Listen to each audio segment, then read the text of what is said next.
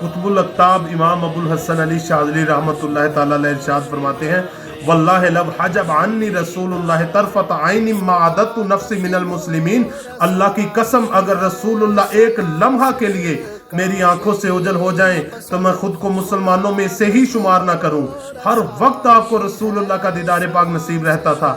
پھر آپ کے فیض کے کامل وارث، آپ کے مرید حضرت سیدی شیخ ابو العباس المرسی الشاذلی رحمۃ اللہ تعالی علیہ، جن کے بارے میں امام ابو الحسن علی شاذلی فرماتے تھے اے ابو العباس، میں نے تجھے اپنی صحبت میں صرف اس لیے رکھا ہے کہ تو ابو الحسن علی شاذلی ہو جائے اور میں ابو العباس المرسی ہو جاؤں۔ آپ کے بارے میں سیدی امام ابو الحسن علی شاذلی فرماتے تھے اے لوگو ابو العباس کی صحبت اختیار کرو، اللہ کی قسم جنگلی آدمی اپنی پنڈلیوں پر پیشاب کرتا ہوا آتا ہے، لیکن جب وہ ابو العباس کے پاس سے نکلتا ہے تو عارف باللہ ہو جاتا ہے، آپ اس کو رب تبارک و تعالیٰ تک پہنچا دیتے ہیں۔ اور آپ فرمایا کرتے تھے ابو العباس کو اللہ تعالیٰ نے جو ولی ہو چکا ہے یا جو ہوگا اس کے حسب و نسب پر اس نے جو اللہ تعالیٰ سے حصہ پایا، اللہ تعالیٰ نے تمام معاملات پر ابو العباس کو اطلاع فرما دی ہے۔ آپ ارشاد فرمایا کرتے تھے، سیدی ابو العباس المرسی خود ارشاد فرماتے ہیں لوگوں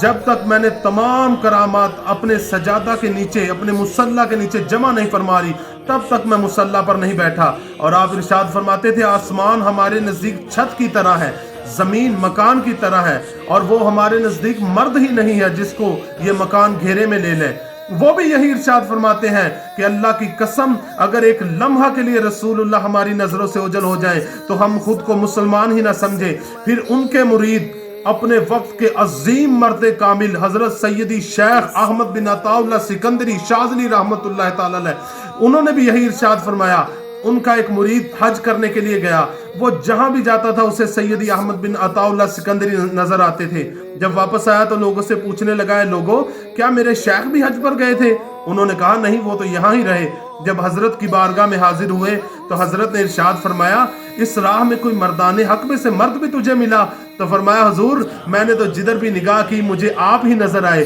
تو سیدی احمد بن عطا اللہ سکندری شاذلی نے فرمایا مرد عظیم ساری کائنات بھر دیتا ہے، اور اگر وہ اپنے گھر بیٹھ کر قطب کو بلائے غوث کو بلائے تو وہ بھی جواب دیتا ہے۔ انہوں نے بھی یہی فرمایا اللہ کی قسم اگر ایک لمحہ کے لیے رسول اللہ ہماری نگاہوں سے اوجھل ہو جائیں تو ہم خود کو مسلمان ہی نہ سمجھے۔ پھر آگے ان کے مرید سیدی داؤد باخلی جو امی ولی تھے لیکن 6 سال کی عمر میں کتابوں میں علوم کے سمندر بہانے لگے تھے، انہوں نے بھی یہی فرمایا۔ پھر آگے سیدی شیخ محمد وفا شاذلی انہوں نے بھی یہی فرمایا۔ پھر سیدی علی وفا بحر صفا شاذلی انہوں نے بھی یہی فرمایا۔ پھر سیدی العربی الدرقاوی الشاذلی جو شاذلی وقت ہیں انہوں نے بھی یہی فرمایا کہ اللہ کی قسم اگر ایک لمحہ کے لیے رسول اللہ ہماری نگاہوں سے اوجھل ہو جائیں تو ہم خود کو مسلمانوں میں سے ہی شمار نہ کریں۔ اور سیدی ابو العباس المرسی سے یہ سلسلہ چلتے ہوئے جن کے پاس پہنچا سیدی العربی الدرقاوی وہ بزرگ ہیں جب آپ کا وصال ہوا تو آپ کے 40,000 ایسے مرید تھے جو جن میں سے ہر کوئی کسی کا بھی ہاتھ پکڑ کر اسے رب تبارک و تعالیٰ تک پہنچا سکتا تھا۔ 40,000 آپ کے ایسے مرید تھے،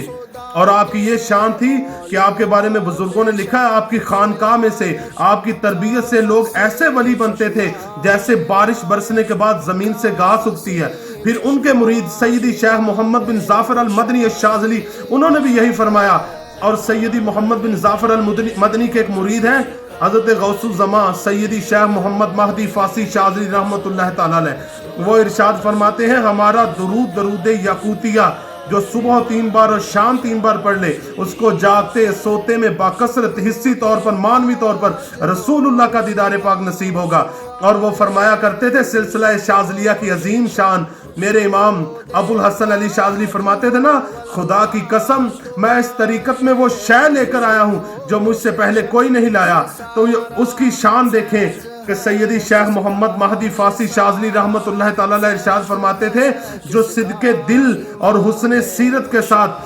سلسلہ عالیہ شاذلیہ میں داخل ہو اس کو پہلے دن ہی عالم بیداری میں رسول اللہ کا دیدار پاک نصیب ہو جاتا ہے۔ اے میرے بھائی یہ وہ مقام ہے